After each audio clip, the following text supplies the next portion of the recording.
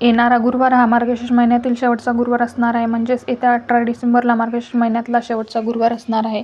या दिवशी आपल्याला व्रताचे उद्यापन करायचे आहे. उद्यापन हे नेमके कोणत्या वेळेस करावे, त्यामुळे लक्ष्मी माता प्रसन्न होईल आणि आपण केलेल्या व्रताचे फळ हे आपल्याला मिळू शकेल. उद्यापनासाठी कोणता शुभ मुहूर्त आहे आणि एकदा या व्रताचे उद्यापन झालं की दुसऱ्या दिवशी आपण उत्तर पूजा करतो. त्यानंतर कळसावरील नारळाचं काय करायचं, त्याचबरोबर पूजेमध्ये वापरलेलं सर्व साहित्य, पैसे, तांदूळ, विड्यावरचं साहित्य या सर्वांचं काय करावं, अशी सर्व माहिती आपण आजच्या व्हिडिओमध्ये पाहणार आहोत. त्यामुळे तुम्ही हा व्हिडिओ शेवटपर्यंत नक्की पहा आणि चॅनलवरती नवीन असाल तर सबस्क्राईब करा आणि व्हिडिओ लाईक करून कमेंटमध्ये माता लक्ष्मीची कृपा आशीर्वाद प्राप्त करून घेण्यासाठी जय महालक्ष्मी असे नक्की लिहा. तर मित्रांनो, मार्गशीर्ष उद्यापनाच्या वेळी अनेक महिला खूप चुका करतात आणि त्यामुळे आपण केलेले व्रताचे फळ हे आपल्याला मिळू शकत नाही. त्यामुळे हे जे सर्व साहित्य आहे, या सर्व साहित्याचा योग्य पद्धतीने विसर्जन कसं करायचं हे मी तुम्हाला आजच्या व्हिडिओमध्ये सांगणार आहे. तर त्यासाठी व्हिडिओ हा शेवटपर्यंत नक्की पहा. या व्रताची सुरुवात मार्गशीर्ष महिन्यातल्या पहिल्या गुरुवारपासून केली जाते आणि शेवटचा गुरुवारी या व्रताचे उद्यापन देखील केलं जातं. आता यावर्षी एकूण 4 गुरुवार आलेले आहेत आणि 18 डिसेंबरला हा जो आहे तो शेवटचा म्हणजेच चौथा गुरुवार असणार आहे. या दिवशी आपल्याला या व्रताचे उद्यापन करायचे आहे. आपण मार्गशीर्ष गुरुवार व्रत केले असेल तर याचं उद्यापन देखील आपल्याला निश्चितपणे करायचं लागतं. तरच आपल्याला या व्रताचे फळ देखील मिळते आणि तरच आपलं व्रत देखील पूर्ण होतं. त्यामुळे उद्यापन करणे देखील खूप गरजेचे आहे. काही महिलांचा जरी एखादा गुरुवार राहिला असेल, एखाद्या गुरुवारी अडचण आली असेल आणि त्यामुळे आपण त्या गुरुवारी पूजा मांडणी करत नसतो, पण आपण उपास तरी करत असतो, त्यामुळे आपले हे व्रत खंडित होत नसते. त्यामुळे जरी एखादा गुरुवार तुमचा राहिला असेल ना, तरीसुद्धा तुम्ही शेवटच्या चौथ्या गुरुवारी उद्यापन हे करू शकता. एक गुरुवारी राहिला म्हणून एखादा गुरुवार जास्त करायचा असं काही नाही. आपण उपास तर केलेला असतो, त्यामुळे आपलं व्रत तरीसुद्धा पूर्ण होईल. उद्यापनासाठी आपण 5, 7, 9, 11 अशा संख्येने कुमारिकांना किंवा सुवासिनी महिलांना बोलवत असतो. काही जणींना उद्यापनासाठी सुवासिन किंवा कुमारिका मिळत नाही, कारण त्यांच्या ठिकाणी आसपास घरं नसतात किंवा काही महिला बाहेरच्या गावी राहतात. त्यामुळे त्यांचा जास्त 5 ते 7 अशा संख्येने महिला किंवा मुली या मिळत नाही. तर त्यांनी काय करावं, किमान तुम्हाला एक जरी मुलगी किंवा एक जरी सुवासिन स्त्री मिळाली ना, तरीही तुम्ही त्याचं मानपान करून उद्यापन करू शकता. म्हणजेच एका सुवासिनीला बोलावून तिला हळदी कुंकू लावून तिच्या हातावर एखादं फळ देऊन, व्रताचे पुस्तक देऊन तुम्ही दूध वगैरे देऊ शकता किंवा जेवणासाठी बोलावलं असेल तर जेवण देखील देऊ शकता किंवा साधा प्रसाद दिला तरी देखील चालतो. त्यांना नमस्कार अवश्य करा आणि अशा प्रकारे जरी उद्यापन केले मनापासून, तरीही आपल्याला या व्रताचे फळ हे नक्की मिळते.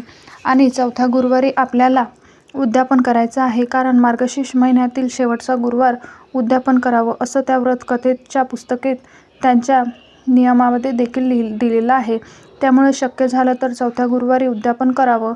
आणि चौथ्या गुरुवारी तुम्हाला जर काही अडचण आली असेल तर आपल्याला घरातील दुसऱ्या किंवा शेजारील महिला असतील तर त्यांच्याकडून तुम्ही पूजा त्यांना मांडायला सांगा, त्यांना आरती करायला सांगा आणि आलेल्या सुवासिनीला हळदी कुंकू, एक फळ, व्रतकथेचे पुस्तक त्यांना द्यायला सांगा. उपास मात्र तुम्ही स्वतः करायचा आणि अशा प्रकारे सुद्धा तुम्ही उद्यापन करू शकता.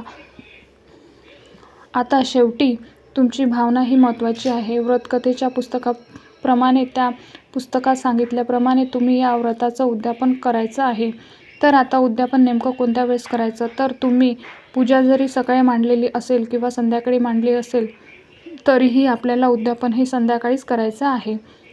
आपल्याकडे सायंकाळी वेळ ही खूप शुभम असते. 5 ते 7:30 या वेळेस तुम्ही उद्यापन करू शकता.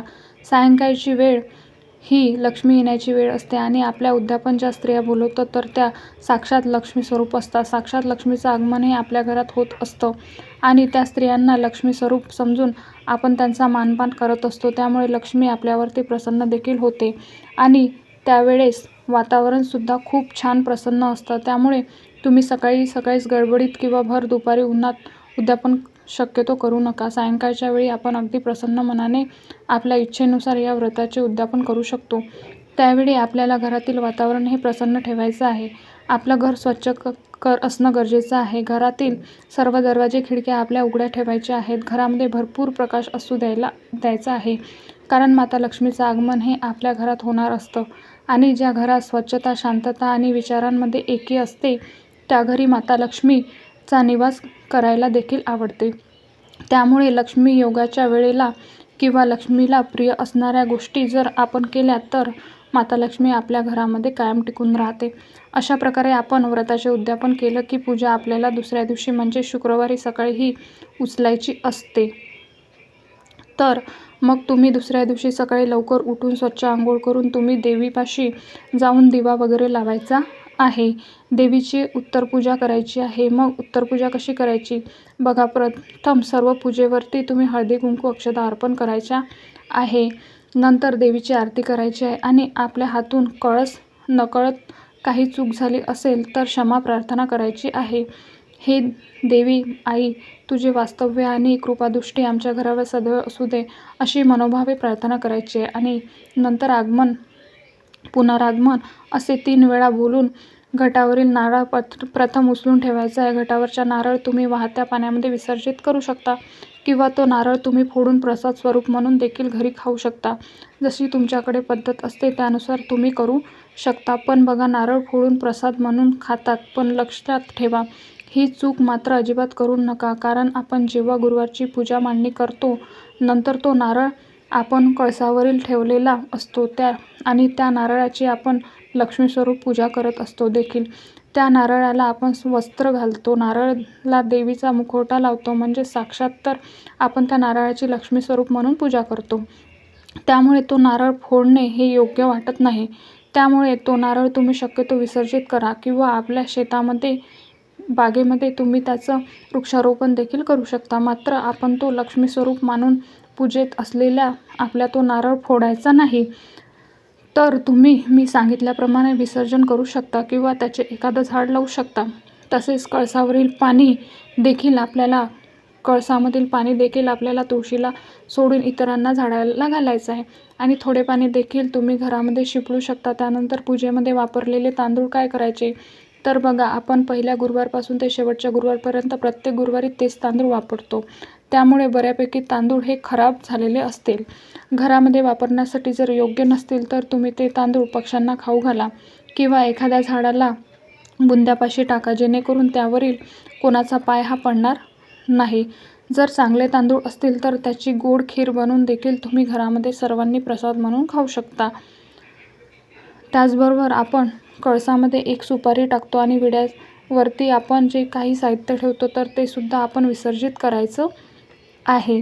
किंवा तुम्ही पान, फुलं, विड्याचे जे साहित्य हे सर्व आपण झाडांच्या बुंद्याशी देखील टाकायचं आहे, जेणेकरून त्या पूजेच्या साहित्यावरती इतरांचा किंवा आपण कुणाचा पाय हा पडणार नाही. आणि त्यानंतर आपण पूजेमध्ये जे वापरलेले पैसे, म्हणजे आपण कळसामध्ये 1 रुपयाचं नाणं टाकतो आणि विड्यामध्ये पण तुम्ही ठेवलेले असेल तर ते पैसे आपण तिजोरीमध्ये ठेवायचं आहे. आणि नंतर दुसऱ्या कोणत्याही पूजेसाठी तुम्ही ते पैसे देखील वापरू शकता किंवा तिजोरीत तसेच ठेवू शकता. त्याचबरोबर मार्गशीर्ष महिन्यातल्या गुरुवारी आपण देवीची ओटी भरतो, म्हणजेच आपण जी गुरुवारची पूजा मांडतो तर त्या देवीची आपण ओटी भरलेली असते किंवा काही जाणींनी जर भरलेली नसेल तर आवश्यक भरा. तुमच्या इच्छेनुसार तुम्ही खणा नारळाची किंवा साडी चोळीची ओटी भरू शकता आणि त्या ओटीवर आपण आपल्या इच्छेनुसार साहित्य ठेवायचं आहे. फक्त तांदूळ आणि नारळ ठेवला तरीही चालतो किंवा मग तुम्ही नारळ, तांदूळ, वेणी, शृंगार सामान, बांगड्या, पानाचा विडा किंवा तांबूल या सर्व गोष्टी पण ओटीमध्ये भरू शकता. तर तुम्ही भरलेली नसेल तर शेवटच्या गुरुवारी नक्की ओटी भरा आणि भरलेली असेल तर या ओटीच्या साहित्याचं काय करायचं असा देखील प्रश्न हा बऱ्याच जणांना पडतो. तर त्या ओटीमध्ये साहित्य हे चांगलंच वापरलं, जेणेकरून आपण ते देखील वापरू शकतो. नंतर किंवा जर तुम्हाला वापरायचं नसेल तर तुम्ही ते एखाद्या गरजू व्यक्तीला देखील ती ओटी दान करू शकता. नाहीतर घरातील सौभाग्यवती स्त्रीने वापरली तरी देखील चालतं. बाकी तुम्ही देवीचे वस्त्र, देवीचा मुखवटा, देवीला घातलेले दागिने हे तुम्ही पुढच्या वर्षी तेच ते वापरू देखील शकता. ते बदलण्याची मात्र गरज नाही. पूजेमध्ये आपण जी काही फळं ठेवली असतील तर ती फळं आपण घरच्यांनी प्रसाद म्हणून देखील खाऊ शकतो आणि या पद्धतीने पूजेत वापरलेल्या साहित्याचंही योग्य प्रकारे विसर्जन केलं तर आपल्याला या व्रताचे फळ हे नक्की मिळू शकतं. तर तुम्ही अशा पद्धतीने योग्य वेळेवरती या व्रताचे उद्यापन करा आणि पूजेच्या साहित्याचे देखील अशा पद्धतीने विसर्जन करा. तर अशा प्रकारे तुम्हाला गुरुवारच्या व्रताचं उद्यापन विसर्जन करायचं आहे. तर हा माहितीपूर्ण व्हिडिओ तुम्हाला कसा वाटला? व्हिडिओ आवडला, व्हिडिओतील माहिती उपयुक्त वाटली असेल तर व्हिडिओला एक लाईक नक्की करा आणि चॅनलला सबस्क्राईब करून आम्हाला प्रोत्साहित करा. धन्यवाद. श्री स्वामी समर्थ. जय माता लक्ष्मी.